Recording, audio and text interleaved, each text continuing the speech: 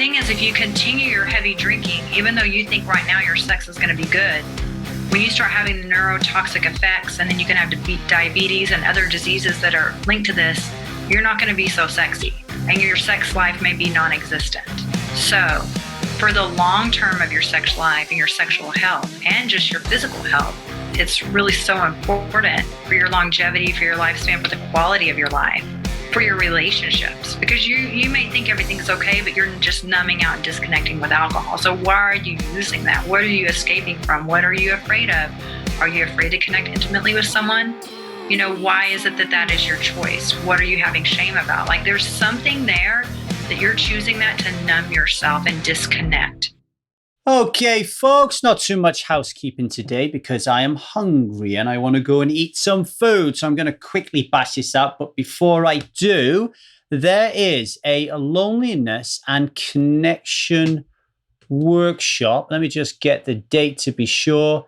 It's the first live online workshop that I'm going to be running every month. I plan to create a whole host of these things to use as supplementary education to the 1000 Days Sober Experience. But if you're not taking the 1000 Days Sober Experience, then this is the next best thing for you. So if you go over to 1000 Days Sober, the website, which is www.1000dayssober.com, and head to the workshop page, you can sign up for the Understanding Loneliness and Connection workshop. It's going to be running for 2 hours. It's a long one, but we're going to cover a lot of good stuff in there around loneliness and connection. The price is £40, Great British pounds. So 40 quid. All right. So get over there and have a good look at it. If you are a Striver, if you're a paid member of Strive, then you get 50% off, and it's 20 quid for you. All right. So that's the Understanding Loneliness and Connection workshop, July 28th, 11:30 Pacific time. All right. Now, on to our guest today. Dominique D'Vita is a certified transformational Tantra coach and registered nurse who teaches her clients how to love themselves deeply while healing emotional wounds and intimacy blocks. She guides others to master their sexual energy and use it to empower their lives and experience deep intimacy and connection. She teaches the art of sexual transmutation, which was discussed in chapter 11 of Think and Grow Rich by Napoleon Hill, which is a fantastic book that I've read. As she believes that males who aren't slaves to their sexual urges are focused men. Focused men are powerful men. She uses ancient tools and techniques to guide you to tap into your intimate power, techniques that were used by such luminaries as Nikola Tesla, Steve Jobs, Einstein, and Thomas Edison. All of them used their sexual energy to tap into their creative genius. Her male clients learn to separate their orgasm from their ejaculation, and they become multi-orgasmic and are able to last for hours and feel energized after sex instead of feeling drained. This gives them more energy and focus to pursue life's passions. Plus, they learn to experience more passion with their partners. She has over 20 years as a registered nurse specializing in cardiac and surgical care. From open heart surgery to birth and death, she intimately understands humans' biggest fears and deepest regrets. Dominique wants you to live your life fully and passionately before taking your last breath. Okay. And we talked about a whole load of things. We talked about pornography and when it is healthy, when it's unhealthy, when it becomes addictive, different types of porn, how porn stimulates the pleasure centers of the mind. We talked about masturbation. We talked about Think and Grow Rich and sexual transmutation. We talked about anorgasmia. We talked about connection and intimacy and vulnerability. We talked about everything. It's an absolutely wonderful conversation. If you have any questions for Dominique, then just email me at thetruthboutalcohol@gmail.com. And if you want to get all the show notes, links to everything that Dominique does, then head to www.1000dayssober.com to the podcast page, to Dominique's specific podcast page. And there you can just leave your email address. We'll send you the show notes and we'll send you a special workbook that you're going to get that we will create and all of the links. All right. So without further ado, I'm going to shut the hell up and leave you in the capable hands of Dominique D'Vita. Thanks for listening. Dominique D'Vita, how's life? Wonderful. How's life for you? Life for me is fantastic because I get to talk about sex for an hour. And in my world, that doesn't happen that often. Even in Strive, which is our support group for alcohol, we have to create a separate section for sex. And then there's a debate about whether it should be private or not, because, it's still one of those massive taboo subjects that really doesn't have to be. So I don't get to talk about it enough. So it's good to have you on so I can have a good chinwag about it. Thanks so much. I'm happy to be here. And it's something that I love that I get to talk about it all the time. And I know that it's taboo, but I'm trying to break those barriers because we were all created from sex. So, Yeah. if it wasn't for sex, we wouldn't be here. So I don't know why there's so much shame about it. If sex didn't exist, we would not exist. So we should be thankful for sex. Yes, we should be thankful for sex. So let's start straight out of the gate. What I'm interested in is I spoke to, yesterday I had an online group meeting and I was talking to Michael, who's a striver. And I was saying to Michael, I'm going to be speaking to Dominique today and we're going to be talking about, men's struggle with pornography. And he was kind of laughing, he was kind of like who doesn't struggle with pornography? He was a man, right? So that leads perfectly for my first question for us to explore is, when does porn use for men, slip from being healthy to unhealthy? And is there a difference between unhealthy porn use and addiction? Where are the lines there in your experience? Yeah, it's a really fine line. And before, I'm pretty open-minded regarding porn. I didn't have a lot of shame or judgment about it until I started studying and researching things and realizing some of my clients that were having porn addictions, how it was impacting erectile dysfunction and other things that would arise from that, right? So then I started looking more into studies and research, and it seems as if most porn really does not serve us that well. We need to be really mindful of the types of porn that we consume and how often we do. Now, occasionally, if you consume it, kind of like if you have a cheat meal or you have some junk food, but it's not something you should be doing on a frequent basis because the neural pathways in your brain, your pleasure pathways, they start to respond just to having that overstimulation with so many multiple images, and it impacts your ability to have intimacy and connection with partners, and it can impact your arousal and strength of your orgasms and such. So I did not even realize how deep of an impact porn can have on our ability to experience intimacy, and for males, to experience erections and things like that. But it's kind of all linked together. So you said there that there are certain types of porn that are going to be healthy for us and others that's not so much. So what would you say is healthy porn use? I say and healthy types of porn. And that might be my bias, correct? It could be me putting my bias out here. So I just want to be mindful and share that. Yeah. But as far as, I'm a registered nurse and a Tantra coach. So a lot with Tantra, we work with energy. So the energetics behind things. So if something is really negatively charged, like if we're taking in toxic media, a lot of negative things, it can really lower down our vibration, our energy levels, because we all vibrate at a certain frequency. So you don't want to do things that lower your vibration. So if you're looking at things where there's a lot of violence, there's a lot of disrespect to the males or the females in the scene, and things like that, then that can have a negative impact on you, because it's almost like if you're eating junk food, like our bodies take that in. Just like when we hear a lot of negative words, even in the music that we listen to or what we watch on TV, it's like we're being programmed. So just to be aware of that, there are some things that I enjoy with porn. I always enjoyed things by Andrew Blake. I feel like he's the genius of porn because it's very artistic, not a lot of bad acting, and it's very visual. And it was something that I really enjoyed. It almost looks like high fashion models or something, with some erotica happening. Even like Dita Von Teese did one of his films years ago, and that's how I stumbled across his work.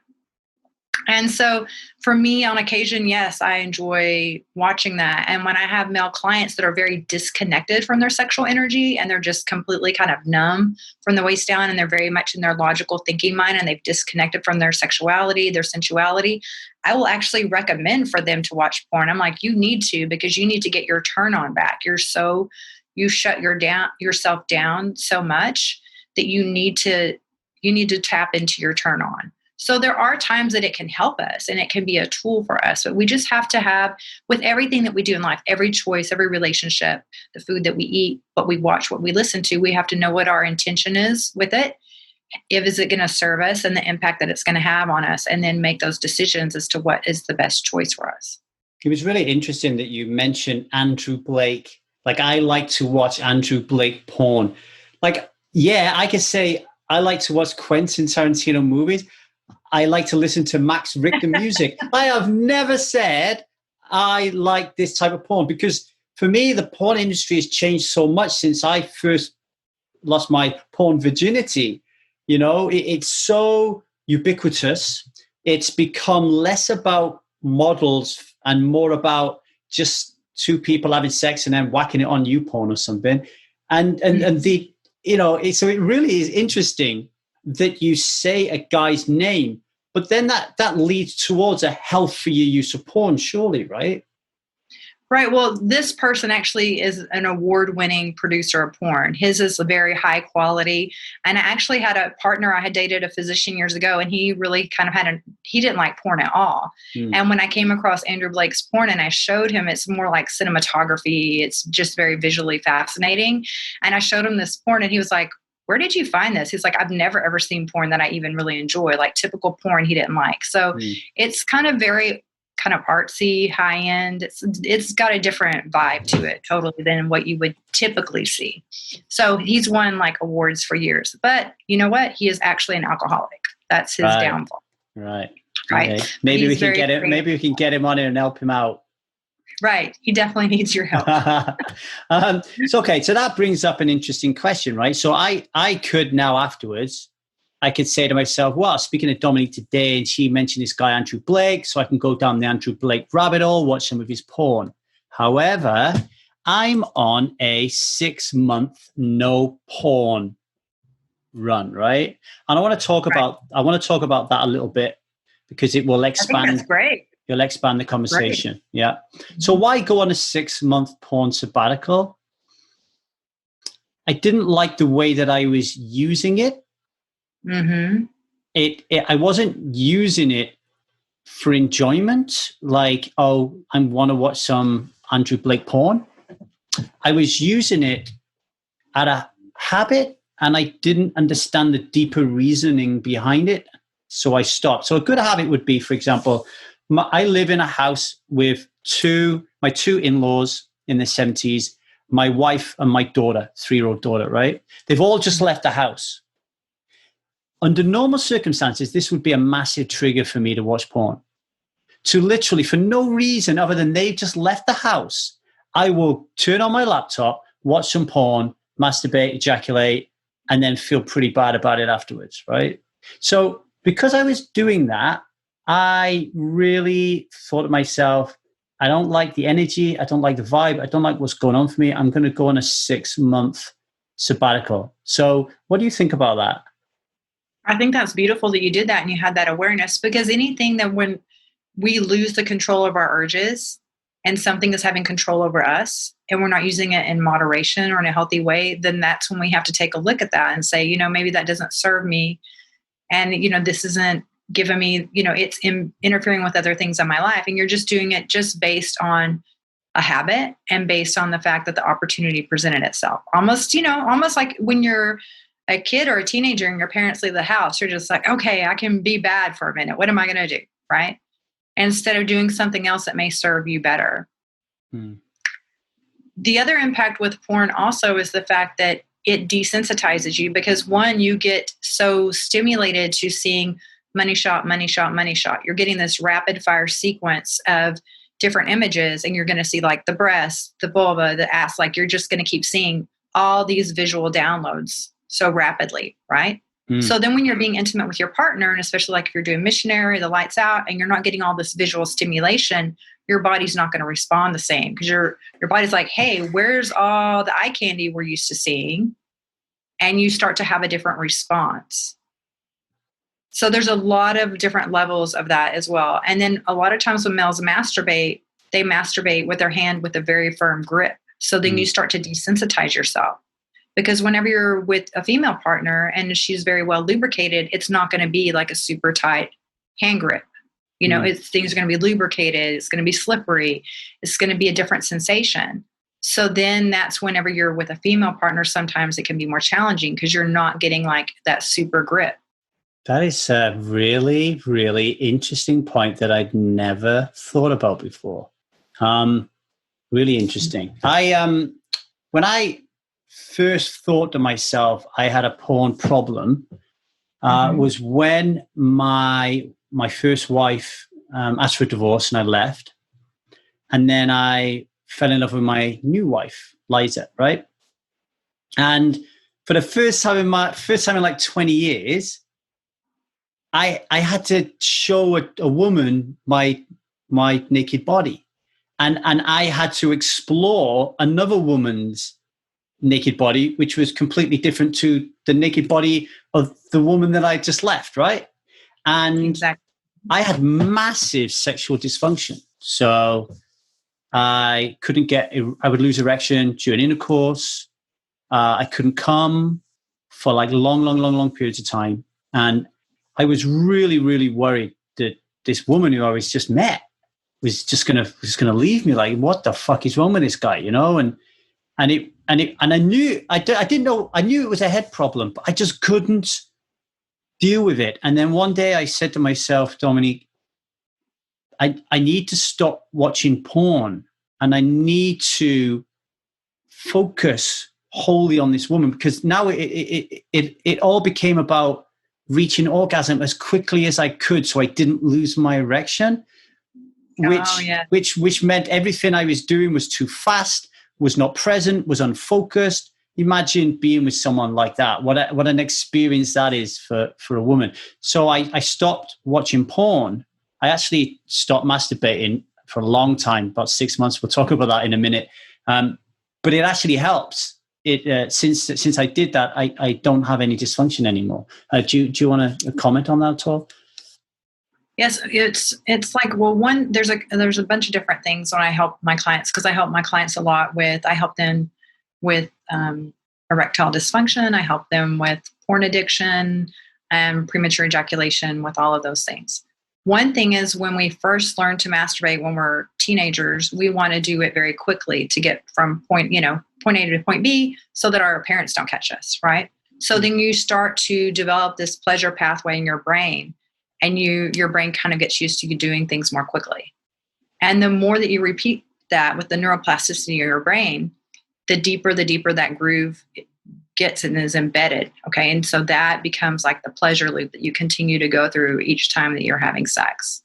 And even whenever you watch porn, there's certain scenes or certain things that you really like and you have a preference to that can get you to ejaculate, orgasm more quickly.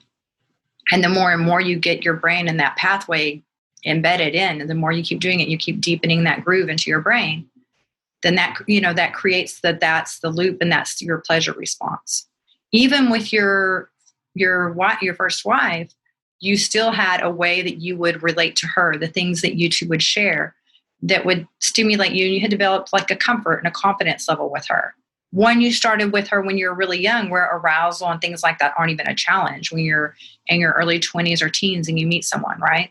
It's not even a thing. So then you have that comfort level. You've always had built up a lot of success, and you've raised up your confidence. So then it's not as much of an issue because you really get comfortable with the person, and it's not such a challenge. But then when you've gone through a divorce, that is a big, change in your life, and you have to mourn the loss of that. And then you're getting with someone new, and now you have some changes in your body. And now I don't know, also some of the questions I would ask is like, how long had you, like at what age had you started drinking alcohol? Because you can also have some neurodegenerative changes from the alcohol.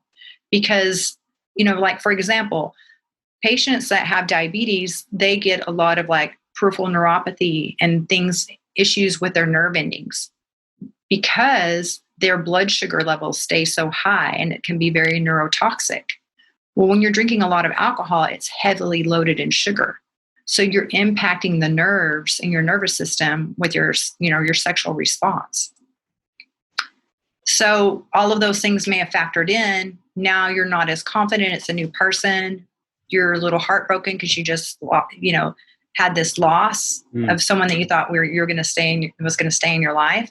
You're starting with someone new. So your confidence level is not as high as when you first were with your first partner, because you were a little more carefree. You weren't as concerned. You hadn't been heartbroken, right? So all of these variables, a lot of things with our sexual performance, one is about our arousal and what we're thinking and our thinking mind. Do we know how to have a meditative practice? Do we get distracted by a monkey mind? Do we have doubts coming in? Or also we have where, in our sexual organs, what kind of things are happening there as far as with time, with age, things will change. And then with other factors like heavy drinking of alcohol. Like heavy drinking also alters your gonadal hormones significantly. So all of those factors and those variables can have different outcomes. No pun intended, but yeah. Yeah. I mean, one thing that come up for me as you was talking then was, of course, when I was with my first wife, 95% of the time we're having sex, we're drunk. With my new wife, never drinking. So that might be something happening both physically and mentally as well, do you think? Yeah, because you're not concerned. You're not as self-conscious. So when you were younger, if you had any shame about sexuality, if there had been a lot of shame in your household, or if your partner had shame, then being able to drink was the way that you were able to have sex. And I have worked with couples that they would drink very heavily together and be very sexually active because like in this relationship, the female partner, she was very disinhibited by drinking alcohol. But whenever she was sober, she had a lot of shame about it. So she'd had years of wonderful sex with her husband. When they both decided to stop drinking, the sex just stopped. Well, that's an interesting subjective point, though, isn't it? Because, obviously, at 1,000 Days Sober, we teach people to change their neurological wiring to focus on alcohol's benefits over the long term, as opposed to instant gratification. And then if you do that, you can realize that you can pretty much shoot down every perceived value. So a good one would be sex. So in that case, I could say in my first marriage, I had wonderful sex, right? Because I was having lots of sex. But was I really? Because when you drink really heavily, the likelihood of you remembering those intimate, close moments are really nullified. So you're having sex, you come in, you think you're connected, but there's surely nothing more connected in a human experience than two sober people embracing and exploring and giving their all to each other sober.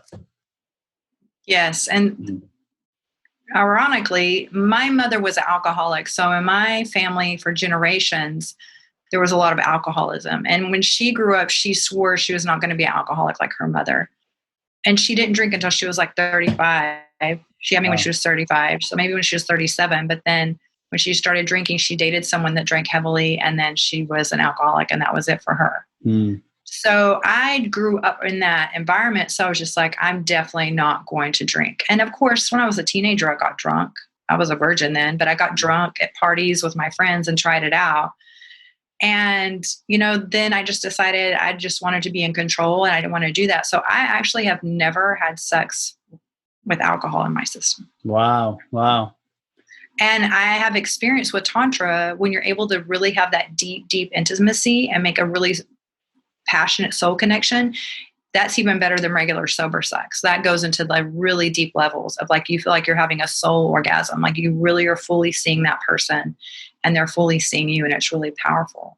I want to talk about orgasms in a little bit and definitely touch upon male multiple orgasms and soul orgasm, well into that kind of stuff. But first I have a question. You said about premature ejaculation. Now, I'm fortunate in as much as my experiences of premature ejaculation were all very young. And when I was young, I was invariably drinking. So it wasn't really that much shame attached to it.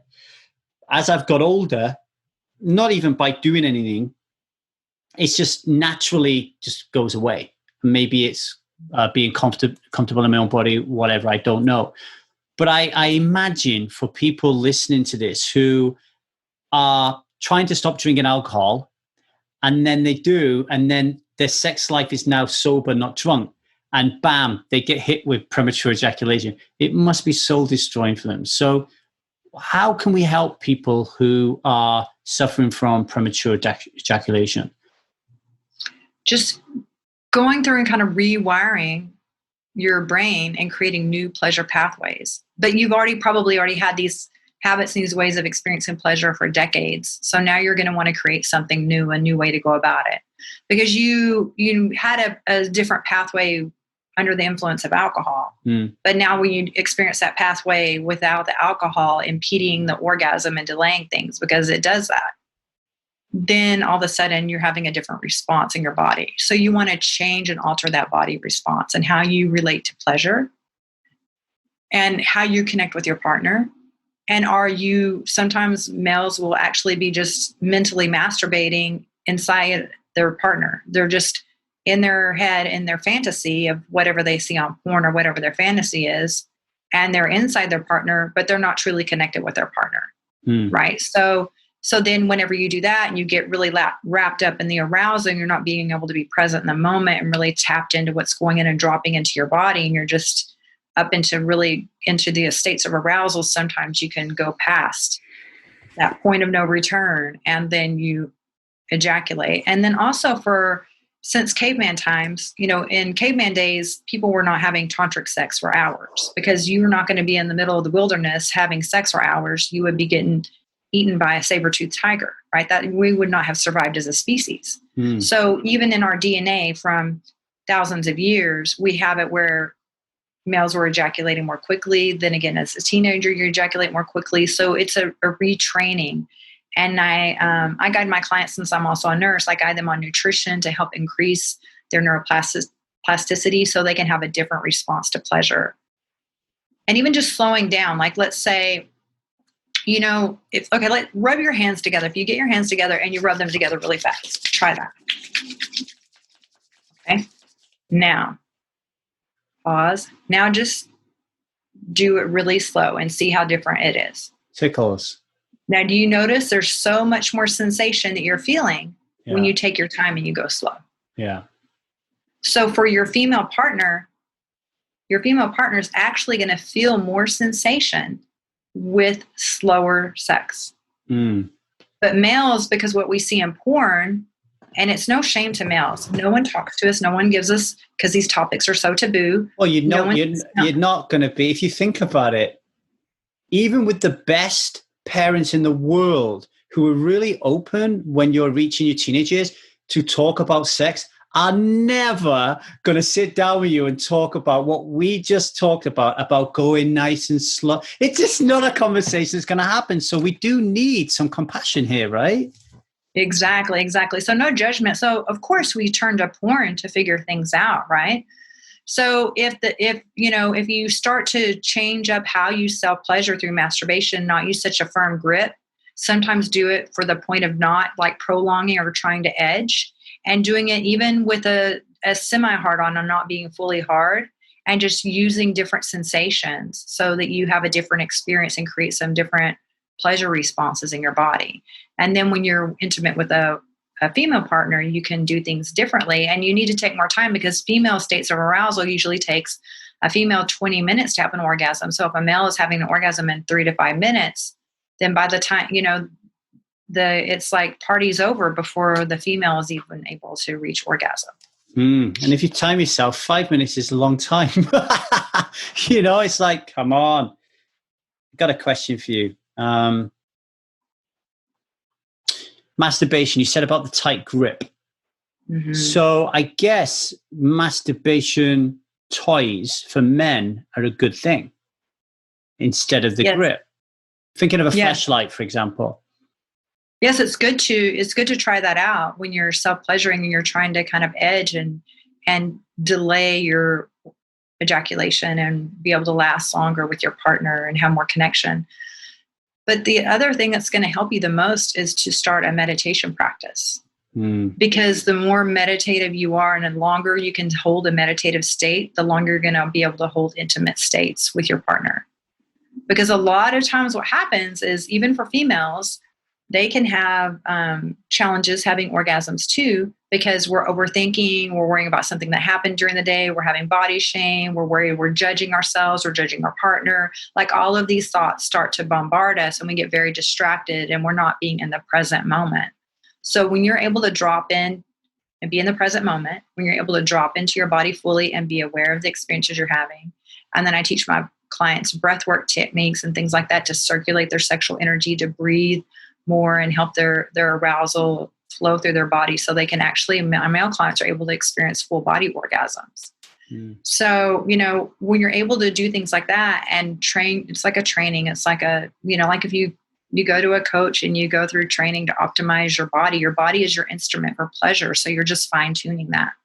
I guess there's another big aspect of this is leaning into your vulnerability, right? Because if you're in a relationship which sexually wise, it's dead. You could even be having sex, but it's dead. Like you're like you were saying things earlier on, like mentally masturbating when you're having sex, going too quick, etc., etc.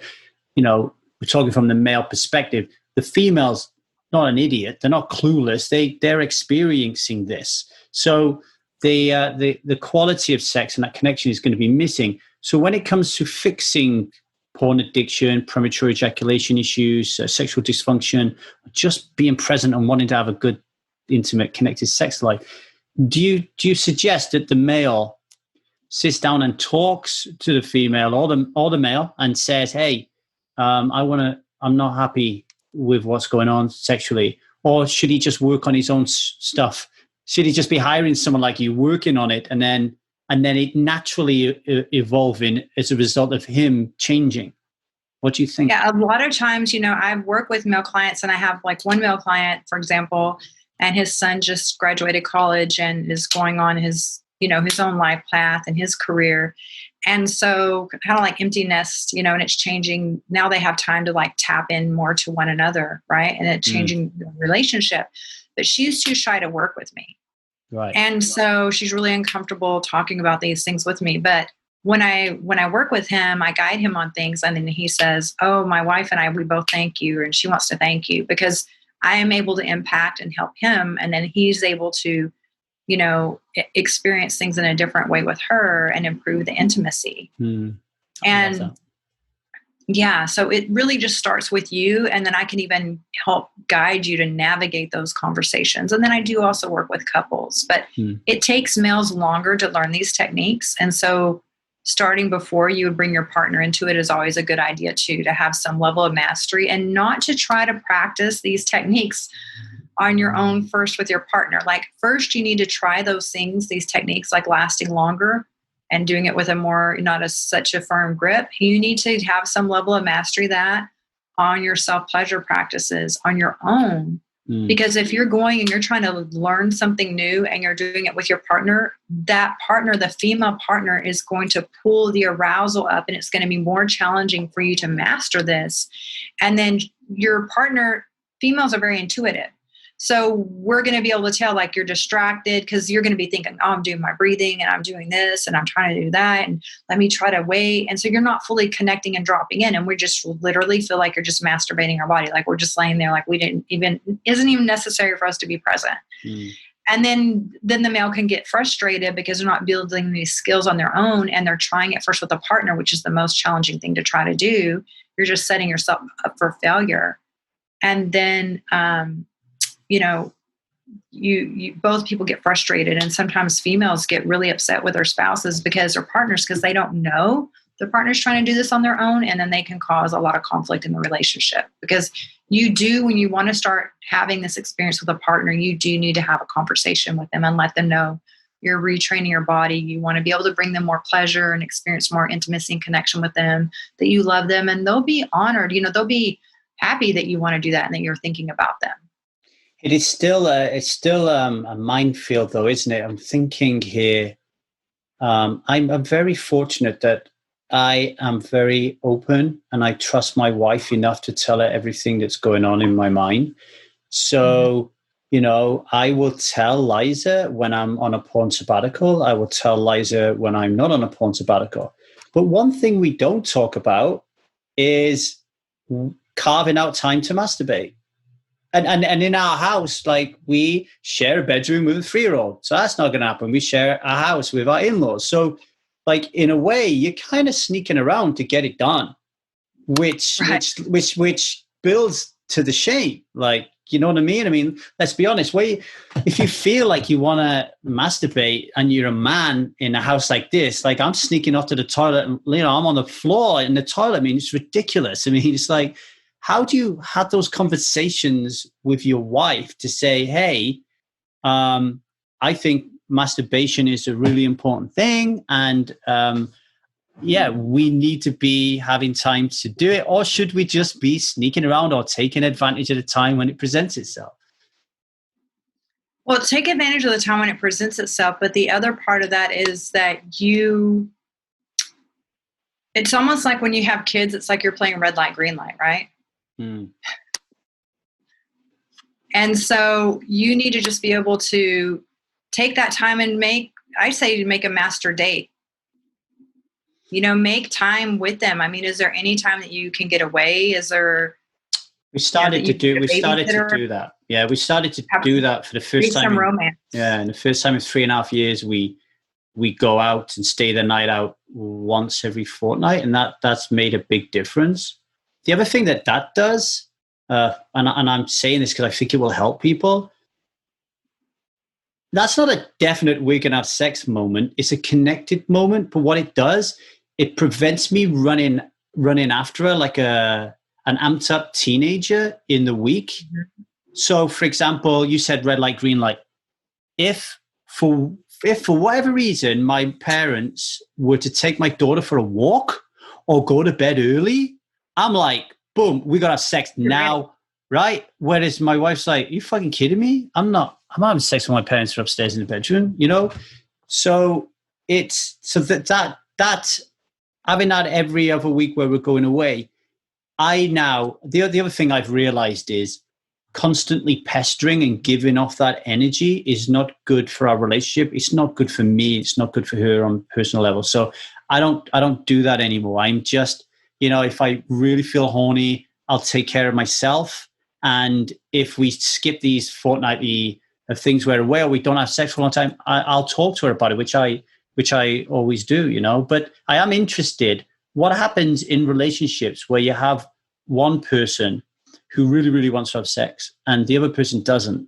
Is there ever a moment where the person should have sex when they don't want to, or is that a taboo and they should have their boundaries and they should never let that go? What's your thoughts on that? Well, the thing that happens with that is if you have sex when you're really not feeling like it, your body starts to resent you a little bit, right? Because you're not honoring your own boundaries. And so then if it's not that pleasurable because you're not able to relax and you're just trying to do things quick, because females usually don't want things to go really fast. And so then you're like, okay, it's like they're doing everything just for your pleasure, and their pleasure is like not a priority. And both partners' pleasure needs to be a priority. So there can start to build a resentment, and then that could lead to her being even more turned off. A lot of times, sometimes with females, I know for me, I need the anticipation. I need to know that there's a date night. I need to know that there's time carved out for us. And then I can start getting my brain and my mind looking forward to that. I'm not going to all of a sudden, just because my parents walk out the house, all of a sudden be ready to be turned on, because women's state of arousal is different. So you really have to make that commitment and show her that you're a priority, because when you were dating, you just wouldn't expect to run over to her and just have sex with her really quick. right? You would take the time and take her out to dinner and to do those things. But then sometimes when we have children, we have those responsibilities, we stop doing that. And that is really hard on your marriage. Mm. And Yeah. can impact your intimacy. It can impact desire. I did an And Esther Perel is a great. I was just going to say that. I did an Esther Perel course, and she talked about, she redefined eroticism for me. And I realized that there was no eroticism in my relationship. And that's changed everything. Yeah. Yes. So you got to create that between the two of you for sure. Two more things about masturbation that I wanted to touch upon. And then I would like to talk to you about Think and Grow Rich, if that's all right. I told you on a 6-month porn sabbatical. Mm-hmm. In that time, I've masturbated twice. And the reason that I broke my vow is because I get agonizing blue balls. So when I made the vow, I don't know why, something happens to me that never happened to me when I was younger. It's almost cyclical. Liza will pass me, and I feel an incredible biological urge to have sex with her. I've never had that in my life before. And then because I'm in this newfound state where I'm not going to pester her, and I'm in this situation, and I'm not masturbating, I let it go. And then, man, I'm walking around with stomach ache. So then I have to deal with the do. Do you have any tips for people who, like me, I try not to use masturbation, you know, they just I want to keep all my sexual energy just for my wife. And do you have any advice around the blue balls phenomenon? Well, when I teach my clients how to separate their orgasm from their ejaculation so they can be multi-orgasmic, part of what I'm teaching them is breath work techniques, pranayama, ancient practices and tools, and so that you can circulate that arousal energy through your body so the energy doesn't just stay congested in your pelvic region.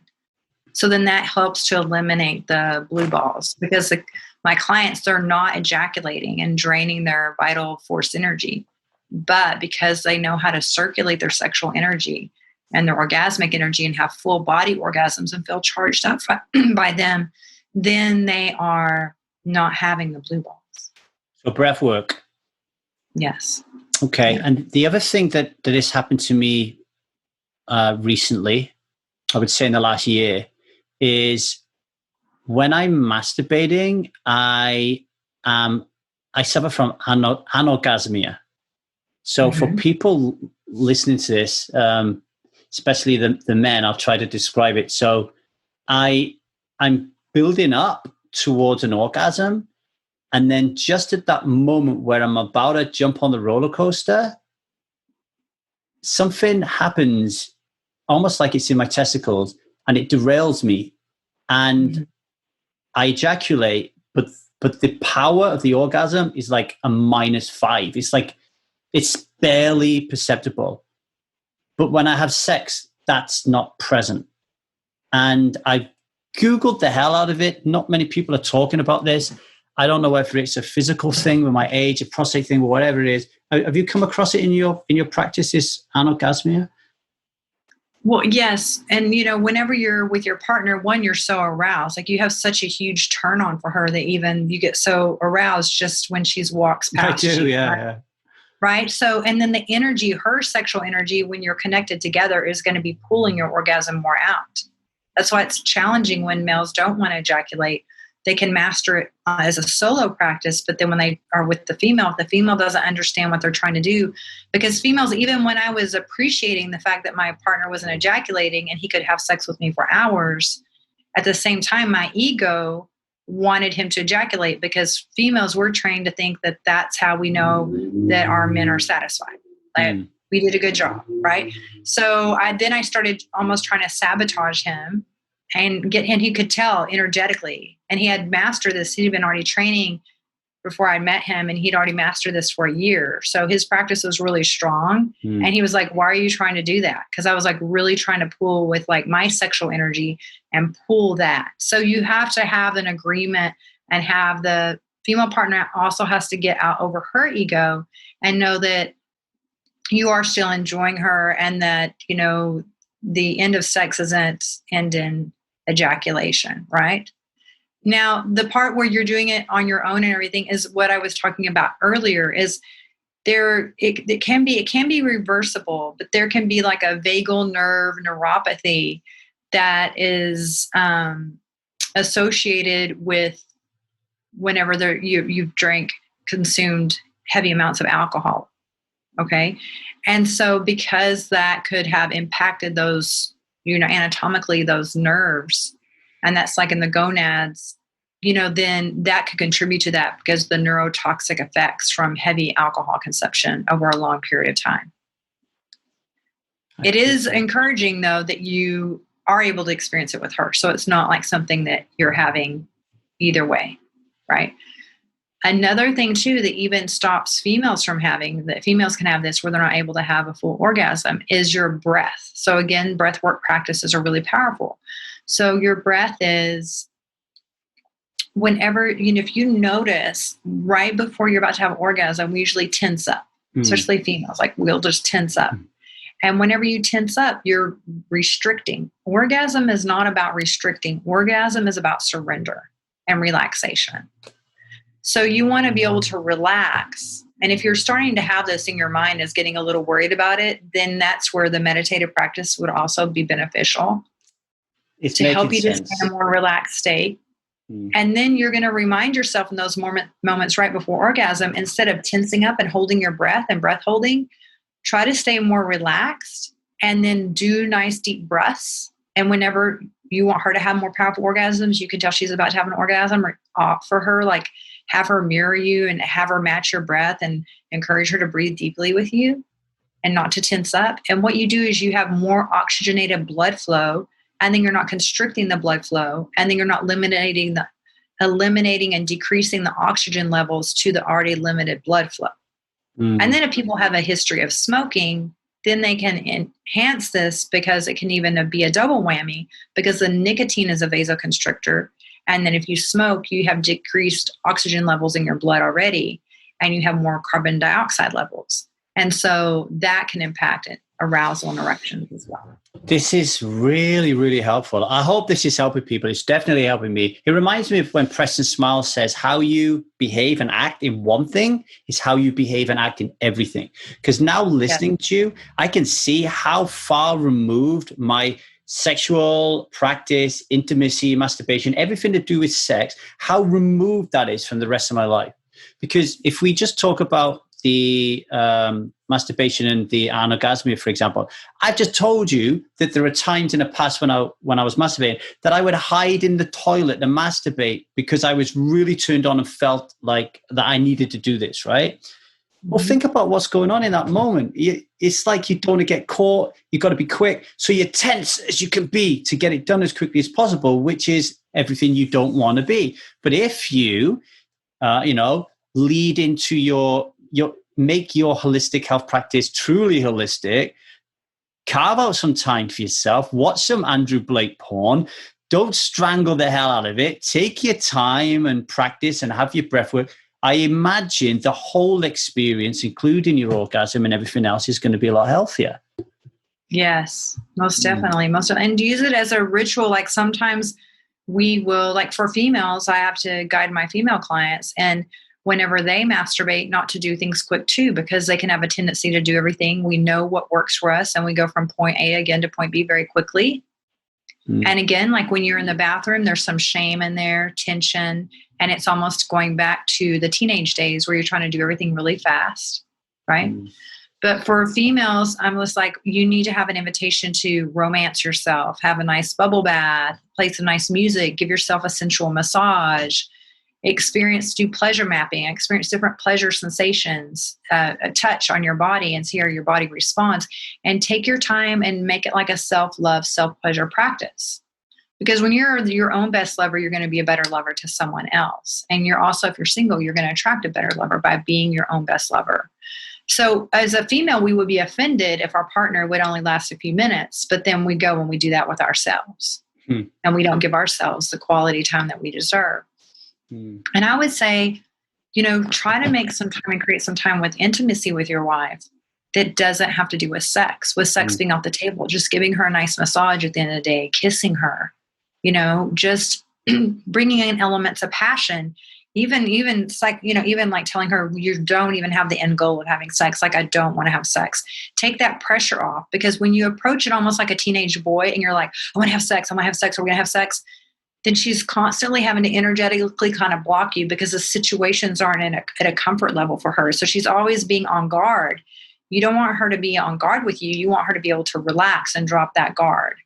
So she knows that you can come up and give her a kiss and you just really care and love on her, and you're just honoring her as being, the goddess, your partner, and you want to just show her love and intimacy and connection. Then she's going to be able to relax. And then that's going to be more of a turn on where she's going to start longing and she's going to start wanting more from you. But when you're always in that state of like, okay, no, and you're keeping your guard up and watching your boundary and this and that and playing red light, green light all the time, it's way different. Then you got to create that space for that intimacy to keep the desire, to keep that spark alive. Yeah. The other thing, couple of things come up there in my mind when you were talking was, a woman's got to connect with herself sexually before she can allow herself to connect with another guy. That's a piece of work there in itself. The other thing that I was thinking of was not only when you're chasing and being this little pesky teenager, is she producing a lot of energy trying to block you away, which then prevents the energy of like wanting to connect with you from emerging. But you're also, well, my experience is that I then go into my inner child, and then that leads to conflict. So by behaving like that way, I'm ending up in conflict when my goal in life is not to have conflict. So something to think about if anybody else is experiencing the same as I do when I act like a little kid. And it's okay. I mean, you're very passionate about her. You're very attracted to her. So, and your situation is that you don't have a lot of opportunities. So you're just like, it's a real male energy. It's like, focus, there's opportunity, execute, make it happen. Like, that's a very male energy. Feminine energy is more of a flow, of flowing. We want to take time. We want to be warmed up. We want to be romanced. We want to get dressed up. We want to go somewhere nice. We want to like not have the child to worry about. So we can get out of the mother role, get out of being the daughter role, get away and actually create that space where they can be your partner and that you can go on a date and create that passion. The other thing I wanted to mention to people there, you might be, resistance when it comes to overcoming alcohol, resistance is your number one enemy. And right now, resistance might be telling you, I ain't going to stop drinking alcohol because my sex life is wonderful, right? And I don't want all these problems that kind of come around when I'm not drinking alcohol anymore. I want to tell you what a wonderful gift it is to be able to work with your partner on this. And you will never work with your partner on this if you continue to drink alcohol and have what you think is great, intimate sex. Because sex is, you can't just compartmentalize sex.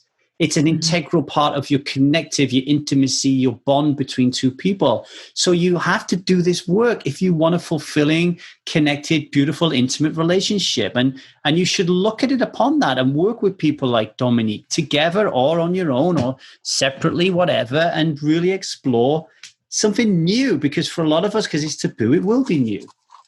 And the thing is, if you continue your heavy drinking, even though you think right now your sex is going to be good, when you start having the neurotoxic effects, and then you can have diabetes and other diseases that are linked to this, you're not going to be so sexy. And your sex life may be non-existent. So for the long term of your sex life and your sexual health and just your physical health, it's really so important for your longevity, for your lifespan, for the quality of your life, for your relationships, because you may think everything is okay, but you're just numbing out and disconnecting with alcohol. So why are you using that? What are you escaping from? What are you afraid of? Are you afraid to connect intimately with someone? Why is it that is your choice? What are you having shame about? Like, there's something there that you're choosing that to numb yourself and disconnect. And a life where you're disconnected is not a fully lived life. No, not at all. Thank you for that. And I just want to spend a few minutes before I let you go talking about Think and Grow Rich, Napoleon Hill. If nobody's read that book, folks, I when I read it, I laughed at the end of it because I was like, oh my God, every single self-help book that's ever been made in the history of time all has roots in this guy's book. It was like, it's almost like it was the first ever self-help book. And I remember the sexual transmutation aspect of it. And at the same time, I was reading Stephen Chang's The Tao of Sexology. And I don't know, I don't know which book that's in. You got it, have you? Right, I've got to say this. The best line in The Tao of Sexology by Dr. Stephen Chang was the list of when not to have sex. And it said, do not have sex in the middle of a battlefield.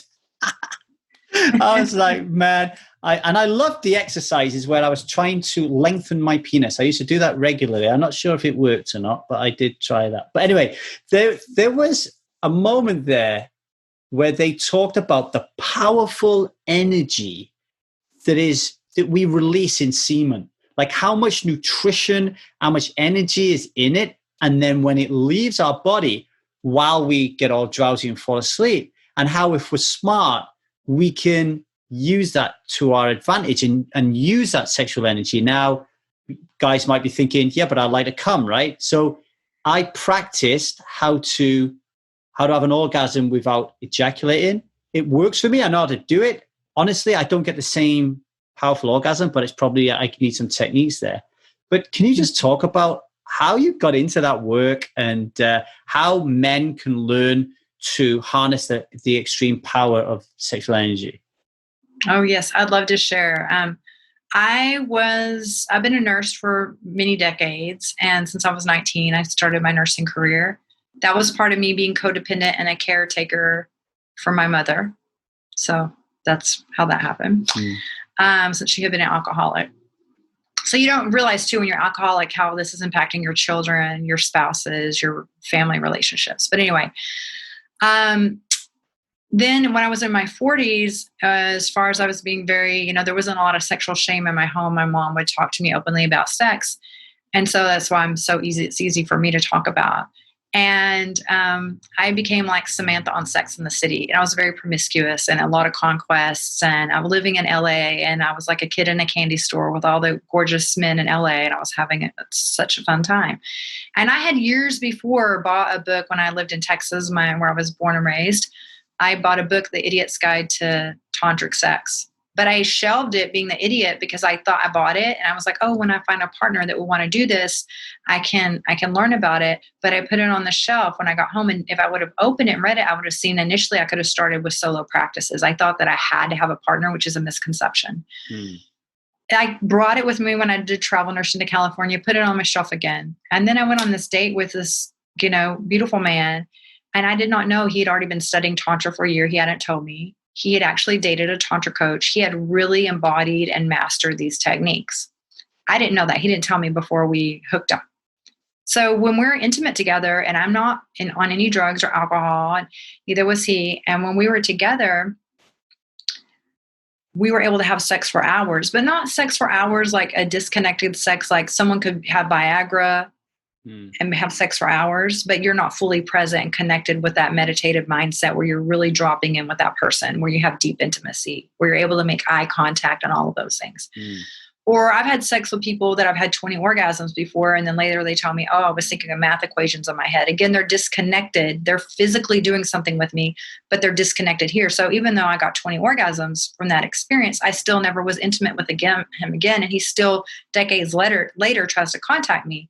But I still did not have that connection, that soul, that, it didn't really do that much for me because I was like, females, like we like our heart. We respond. We're more orgasmic when our hearts are open, actually. So that's a whole other discussion I could go into.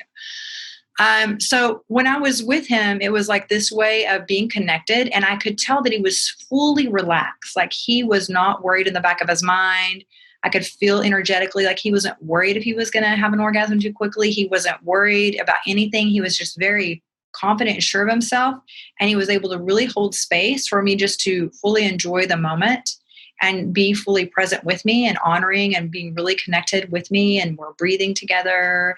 And it was almost like I'm the goddess and he's just adoring me and worshiping me as I continue to have orgasm after orgasm, literally for hours. We had sex for 5 hours. Wow. It felt like maybe I knew a lot happened on the timeline. A lot of things had transpired, but it was like so much fun. You know how they say time flies when you're having fun? When you're in the It zone. literally felt Yeah. like timeless. It felt like maybe 20 minutes passed by max. And then you look at the clock and you're like, wow, 5 hours. Like, we're so blissed out. It is such a magical experience. I was like, whoa, what the heck just happened? You know? So the next morning he says, hey, will you come back and see me again tonight when you finished what you got to do today? I was like, shoot, is that a question? I'm here. I'm totally fine with this. And so I return the next night and I find out it's not a fluke. Like, he's totally able to do the whole same thing again. And I was like, whoa. Like, so after, again, this whole, experience with him, when we were done, I just sat up in the bed and I just looked him in the eye and I said, I just want to clone you and give one of you to all my friends. Cause I have been giving my friends sex tips for years. But at this point I was like, I'm not even sure how to begin to tell them how to ever have this experience. I know my friends haven't had this experience. And I actually felt very sorry for my friends. So even though my friends were already telling me I should write a book about my adventures, even though I was giving sex tips, even though my older daughter told me someday I was going to be on TV talking about sex when she saw me watching Sue Johnson on Oxygen of talking sex one day, because Sue Johnson's a nurse too. And, my friends would call me a sexpert. I was having sex better than 90% of the people that I knew. I was merely scratching the surface of what was possible for me to experience with pleasure. Literally changed my life. And I wasn't trying to have an awakening or whatever, but I literally, like, the energy flowed up through me and I, like, my third eye opened. I literally had an awakening, completely transformed my life. Like, that person was a huge catalyst in my life. And then later introduced me to his ex, who was my first Tantra teacher, because he says, you're naturally Tantra without knowing what it is. Like, you naturally, it's like you've done this in your past lifetimes or something. Like, you know about this.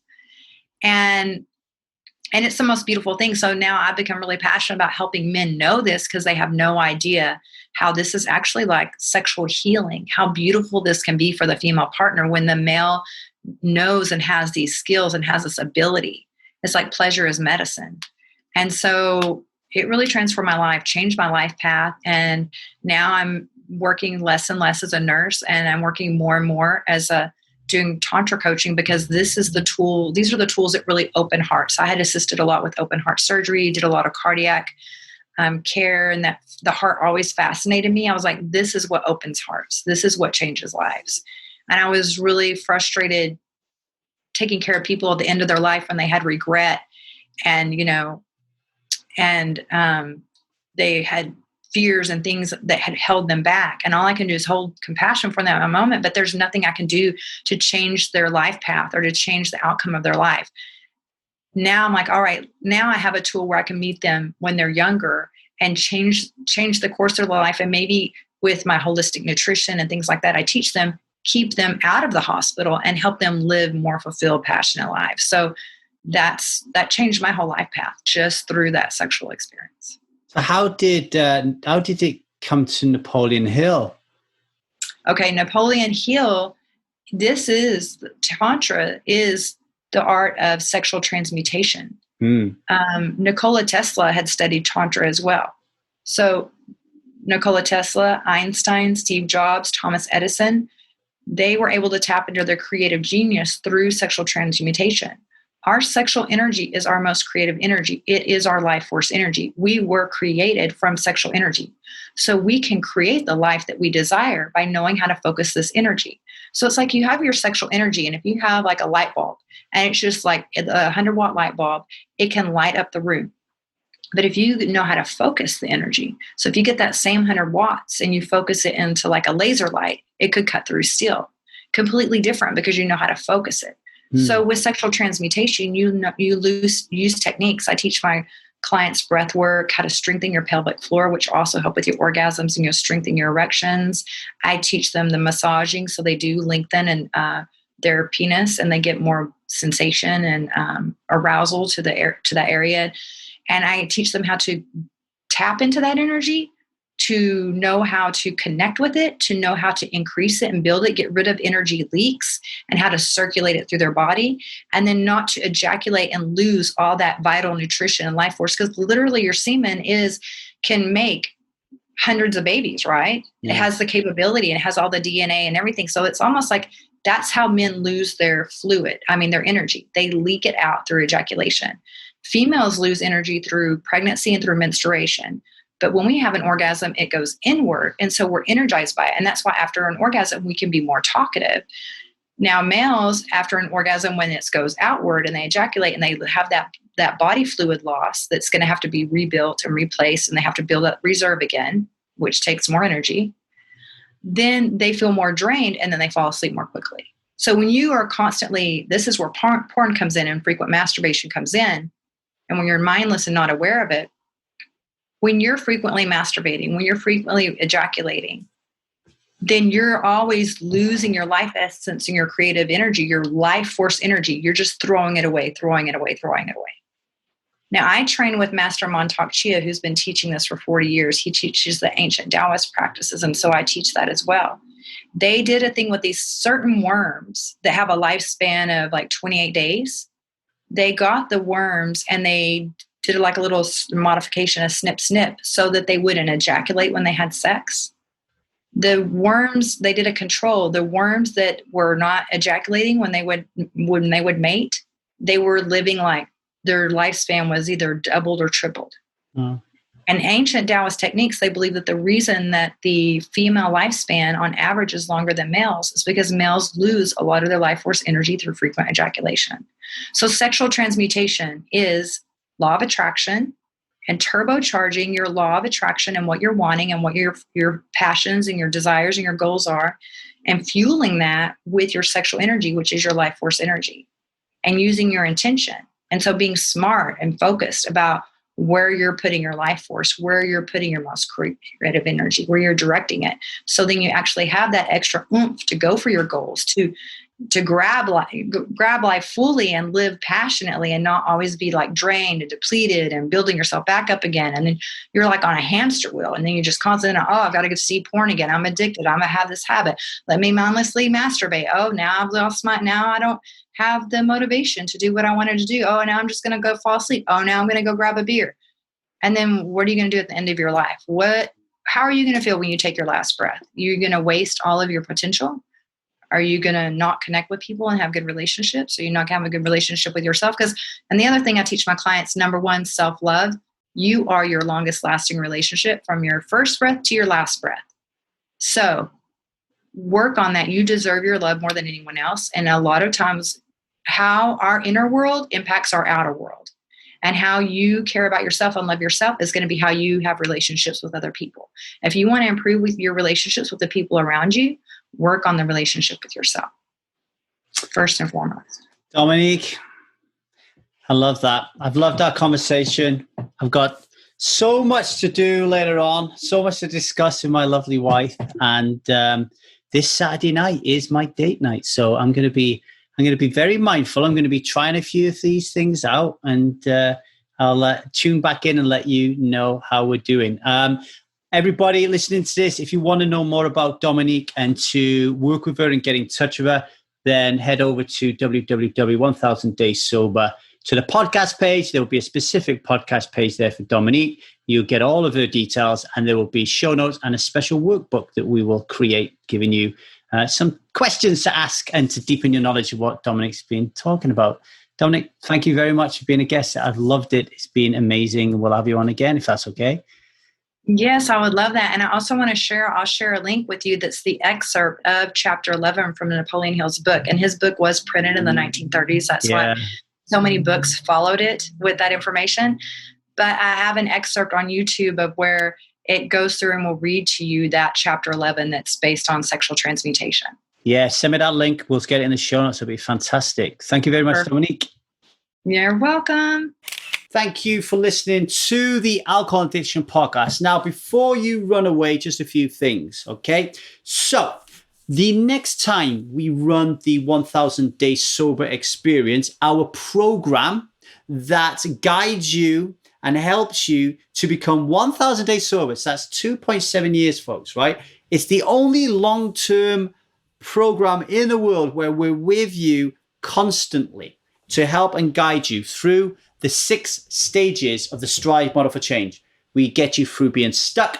We get you through thinking and the ambivalence around drinking alcohol. We get you through the research phase of making some change. We get you through the change. We manage you through that change. And then after that, with alcohol in the rearview mirror, we help you to evolve, to live a fulfilled life, to do that incredibly important post-recovery work, which so many people, so many organizations out there dismiss or just don't even cover at all, right? So we got you back for 1,000 days.